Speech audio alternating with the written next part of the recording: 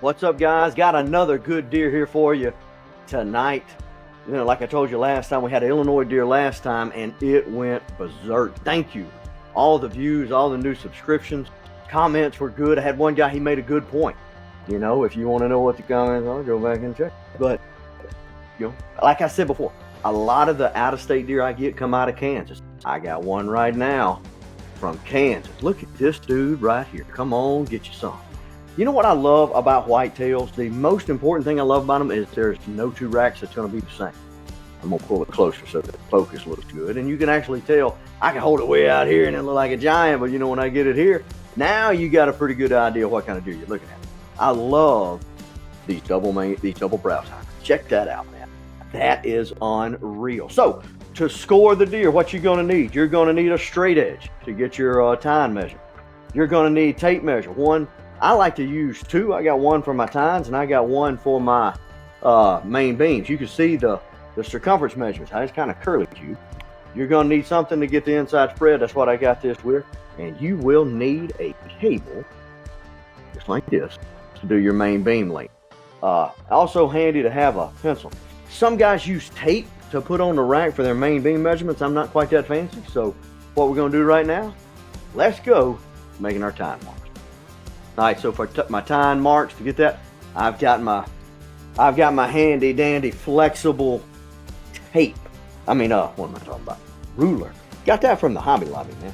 So when you're measuring these tines, you want to follow the curvature of the point. That's just that's what you want to do. So I'm looking at these brow tines, and like I said, I always start on the right hand side. I don't know if you've noticed that or I've said it before, but I like to start on the right hand side, and we'll look at this irregular point.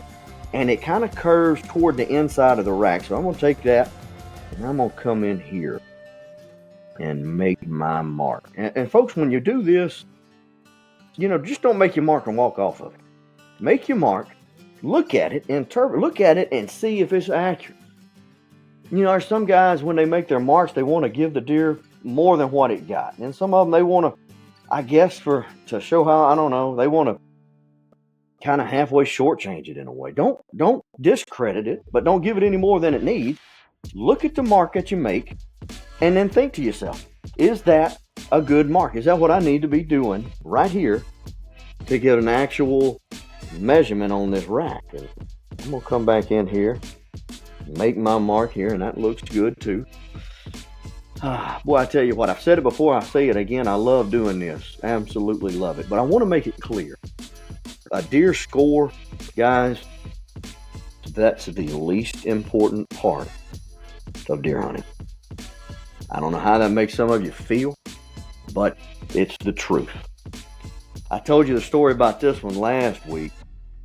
If you don't know it, my grandfather killed it probably like 2005. And we took it to a local contest to get it scored. And we were excited. And my dad was excited. My granddaddy was excited. Heck, I was excited. We all was fired up, man. And make sure. And when the guy that's doing the scoring come out and looked at it, he was kind of, well, what you want to get that score for? And I was like, well, Daddy's like, well, we want to see what it's going. Well, I ain't gonna score nothing. And it kind of took the air out of our sails, right? Because we were anticipating, a really nice score on this deer.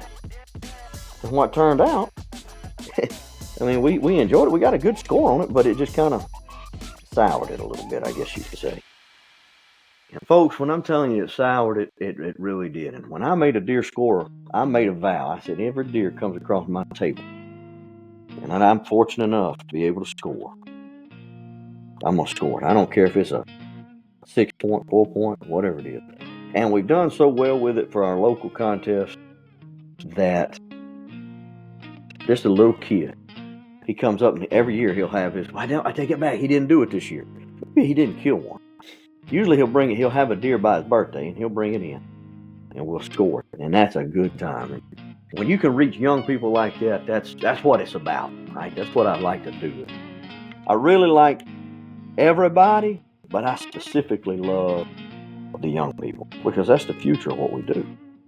You get them fired up and excited about it, baby, and you just won some hunters forever. So I've made my marks, and this was a unique one. I want to show y'all real quick this spot on the left side where the brown tines come together. I'm looking at them a little bit closer, and that's good. That's a good measurement for where the brown tines grow off the main beam. I'm gonna show y'all, and make sure that everybody is seeing what we got. Because what you want to do, guys, when you make these marks, you want it to look like you took a saw and sawed it off even with that main beam. And that's kind of what I'm looking at with these two measurements right here. Is if I sawed it off, would it be accurate? And I do believe it would be. So let's get to going. I'm going to go off the right side with my main beams. Always go off the right side. That's just my personal preference. I've got my score sheet here, and this is what it looks like. The last one I forgot to show y'all what the score sheet is. But I'll write down my score sheets because I know you guys more than likely will not have the official score sheets that we have. And I want to show you how I lay it out with the main beams. You see P1, 2, 3, 4. That is what Buckmasters call points. Whereas the other scoring systems call it G's. We call them P's. Then when it comes down to circumference measurements, we call the circumference measurements the C points, and so forth and so on. And this main beam is good. What's a beautiful set of horns, antlers, whatever you want to call it. You know, it's long. They swoop way out. I think this is going to be a really good main beam measure right here. But yeah, folks, I'm telling you, when it comes down to hunting, this should be the least important thing that you want to do. You want to have, I love a good story. My granddaddy was an outstanding storyteller. And some of the stories he used to tell me about hunting is what gets you fired up. Of course, everybody wants to kill a big deer. Back when I was a kid, there wasn't no scoring. We didn't know nothing about no scoring in North Louisiana. When somebody called Dad in the middle of the evening, we done got done with our hunting. We sitting back, we done got a belly full looking at TV. I'm like, oh, so-and-so killed a biggin. Well, what's the first thing they asked when they said, oh, so-and-so killed? It wasn't what he scored. What was it? How wide was it? That's everything everybody want to know is how wide was it? And then every so often say, well, how tall was it? And they say, well, how many points did he have? Well, no score. Scoring, I can't remember when scoring really started becoming a thing in the South. I think the northern states probably had it a little bit quicker than the southern states did. But nonetheless, it is an interesting part, something I love to do because I get to intermingle with people. I love, if you can't tell, we gonna get to go out past 25. That's big. I love when I get to do that. I keep my tape measurement. I open up to 25 because the majority of the main beams that I store are going to be 25 or less. Ever so often, I get to stretch it on out there. 25 and 4/8 for the right side main beam. 25 and 4/8. Man, that's awesome. 25 and 4/8. But that's just how I was brought up. Just old school getting it. And then when there's a local sporting goods store here in North Louisiana called Simmons Sporting Goods. And I was with a group called Bayou Bucks at the time, just as an internet hunting forum. And we got to jack-jawing with the guys from Buckmasters, and one thing led to another, and here I am. I got invited to score for Buckmasters and took them up on it. The first point, the brow tine right here. 7 and 2/8. That's a good brow tine. 7 and 2/8. I really, when it comes down to brow tines, people ask me a lot, what's it got to take for a deer to score well? Well, there's several things. But if you can get brow tines at, I would say, over 6 inches, you've almost got an extra point. Because most brow tines that you're going to see are going to be, 3, 4 inches. But when you get over 6 inches, now you've almost got another point. So anytime you can get over that, I feel like personally, that's a plus. Second point on the right hand side of the rack, 9 and 3/8. 9 and 3/8. Come on to the third one, the P3, right hand side of the rack. 11 and 3/8. 11. And then finally, this one right here, the last one, P4 on the right hand side. That's 5 5/8.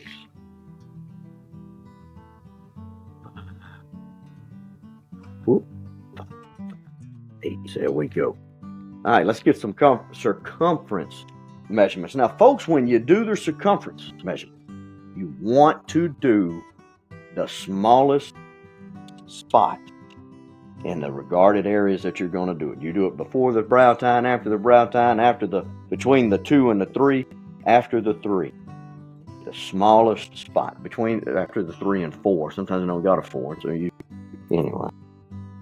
Right now the smallest spot's 5 and an 8. 5 and an 8. Ooh. Well, there it is right there. 5 and 0/8. See, if I would have left it, it would have been 1/8 larger than what on this side than what it was supposed to be. Like I say, I'm not going to shortchange anything, but I'm also going to follow the rule book. And it says you take it at the smallest spot. So it's 5 and 0/8. Hey, some folks that'll, and I get it. It fuzzed me up the first time I heard it. Say, wait a minute, we're looking for the smallest spot? That's 4 and 2/8. 4 and 1/8 right there. 4 and 1/8 on the C2. 3.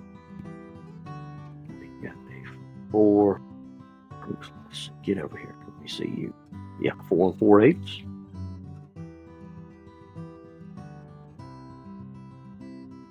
And finally, let's check this out right here. It looks like 4 and 0/8. Uh-oh. 3 and 7/8. Yeah, let me put my glasses on. Yeah, I'm a little bit too close. I can't really see what we got. Yeah, 3 and 3/8. Look at me, I'm looking like an old man. 3 and 3/8. What the heck am I talking about? 3 and 7/8. 3 and 7/8, G. Come on, man. Yeah, there we go. 3 and 7/8. You guys are on the back end of 40. You know all about these readers. I'm telling you, man, it's just like one morning I woke up and dadgone, the light was fuzzy. I tried to blink it out, wouldn't happen. I'm driving down the highway trying to look at the radio. I said, what in the world's wrong with my eyeball? And yeah, it's time for some readers, man. They ain't too heavy, but they still help out. I do. I'm a outside sales for a lumber yard, so I have to read house plans and stuff like that. Let me tell you something, son. I've been wearing them readers out on them plans. But I guess you keep saying good morning, you're gonna get there too. Oh boy. Oh, it slipped. I got to start over. That's another thing, folks. When you're measuring the main beam, if it ever slips, go on and start over. Don't try to find your spot. Don't try to do nothing. Be fair to the deer and start over. Don't try to. Well, I think it was no, and we ain't gonna think nothing. You're gonna think like lit. You know that old saying? Yeah, don't do it. Just start over. That's the easiest thing to tell you. And like I did last week, when I measured that big one that was 29 inches, I felt 100% certain that I'm got a good reading on that main beam, but I did it again just because I'm like, ooh, 29 inches, golly. So you want to make sure what you're looking at. Sit there, popping out just a skosh. That's gonna be it right there. Left side main beam. Left side main beam. 24 and 6/8. 24 and 6/8 on the left side main beam.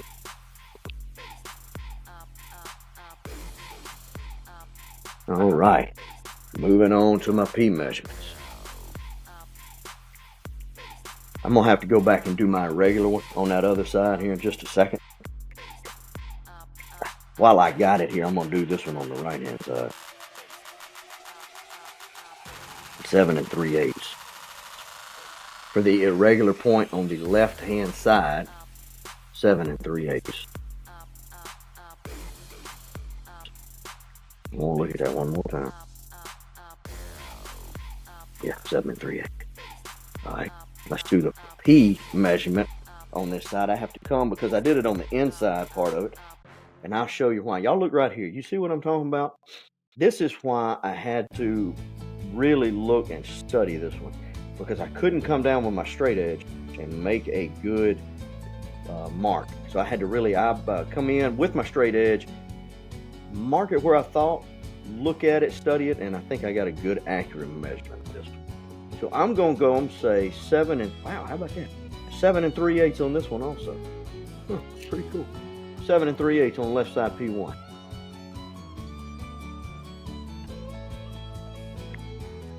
All right, let's go to the left side P2.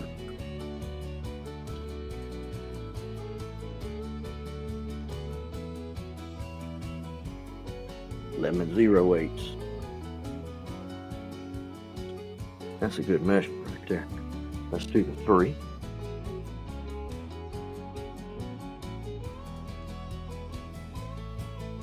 Eight and 6/8. Yeah, 8 and 6/8. Okay. Now this one does not have a 4.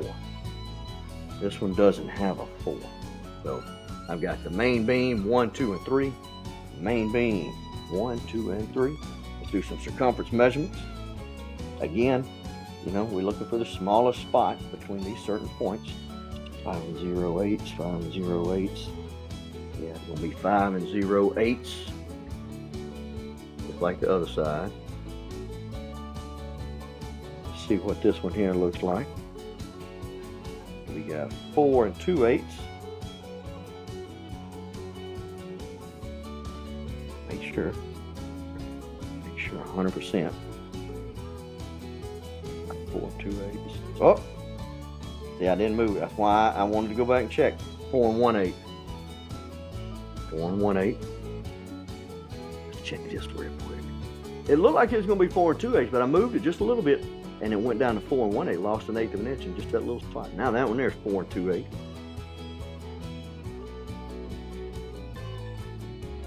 And then the last one. If you guys remember, when you only have you don't have a P4, like a basic 8-point frame, what you want to do is go from the center of the main beam, center of the last point, which is 10, so it'll be 5, so I'm going to take my measurement right there. And at that halfway spot, that's where you're going to make your call. Okay? Right here.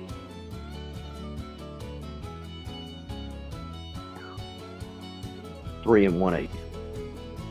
3 and 1/8. Let me go back and get this on the right hand side. This irregular point. I've got marked it on the inside. That won't be hard. That's why it's always important to write out your points before, fill out your score sheet. Get it all lined out before you get started. That way, like I could have easily missed this point, but I know I've got an irregular point on this side, so I'd written it down already. Make sure that you're coming through. This one here has 2 twists in it. Come like this. Let me get this. This will make it easier. This will make it a whole lot easier to follow.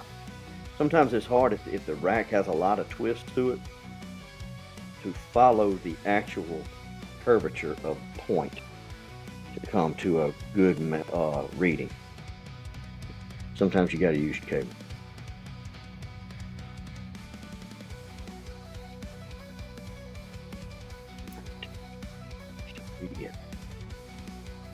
Let's see how long that is.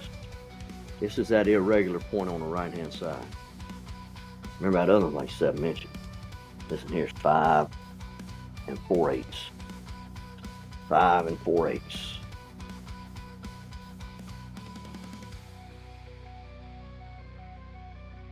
All right, guys, so we've got our measurements down. We've got 1, 2, 3, 4, 5, 6 on the right hand side. 1, 2, 3, 4, 5, 6. On the left hand side, we have 1, 2, 3, 4, 5. Come over. 1, 2, 3, 4. At a regular point is 5. Here we go. Let's find the inside spread real quick. What y'all think? Take a look. You know what it is.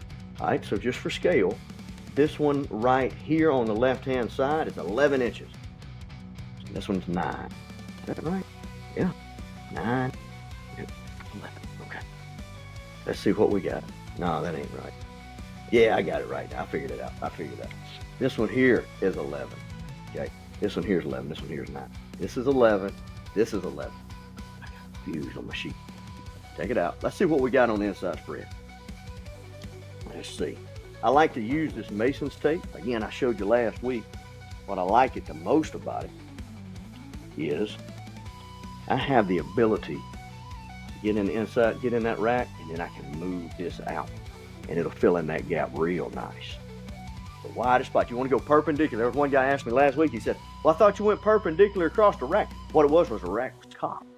And the skull it was cocked a little bit. So going perpendicular would have been like this. No, you're going straight across, okay? Because if you angle it a little bit, that's not an accurate inside spread measure. You go directly straight across. Now, I'll work it up and down, but I won't angle it. I won't go like this. I'm not going to go like that or like that.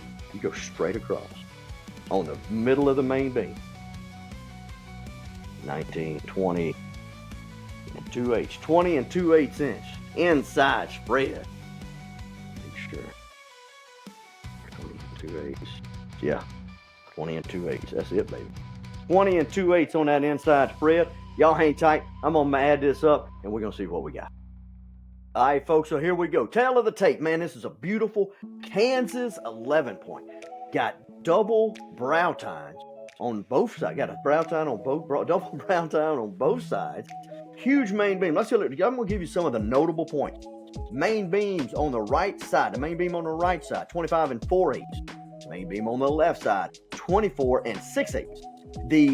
Let's see, where is it at? The P3 on the right-hand side, 11 and 3/8. That's this dude right here, 11 and 3/8 on that one. The P2 on this side, on the left-hand side, is 11 inches even. This one right here is 11 and 0/8. Circumference measurements, very strong. Bases, 5 and 0/8 on both sides. The C2s, 4 and 1/8 on both sides. This is where they get a little different. The C3 on the left is 4 and 2/8. C3 on the right is 4 and 4/8, and then goes 3 and 1/8, 3 and 7/8. The left side of this deer, this side right here, 75 and 6/8 on this side. Total inches of antler.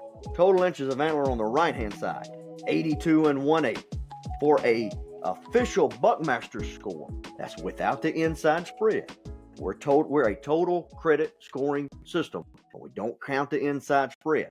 So total inches of antler, 157 and 7/8. When you factor in that 20 and 2/8 inch inside spread, the BTR score, 178 and 1/8. Beautiful deer, Kansas kill. Man, I have enjoyed scoring this one. Glad to have you guys with me. I got 2 more on the table. Going to get them done. Going to throw them up in the next few weeks. Trust me, there's one of them with bases that you will want to see. And guys, as always, I want to thank Jason Humble with Final Feed and Taxidermy right here in Monroe, Louisiana. He has supplied me with a few racks. You know, I'm going to bounce back and give him some support. If you're in this area, or if you're even curious about it, go check out his Facebook page. I don't think he's updated as much as he wants to, but let me tell you something. The guy is solid. So if you need a taxidermist, go see Jason Humble, Final Feed and Taxidermy. My name is Greg Hicks. This is the Antlers and Hicks podcast. And as always, I'm going to encourage you guys to live your life past 20 yards. I'll see you next week.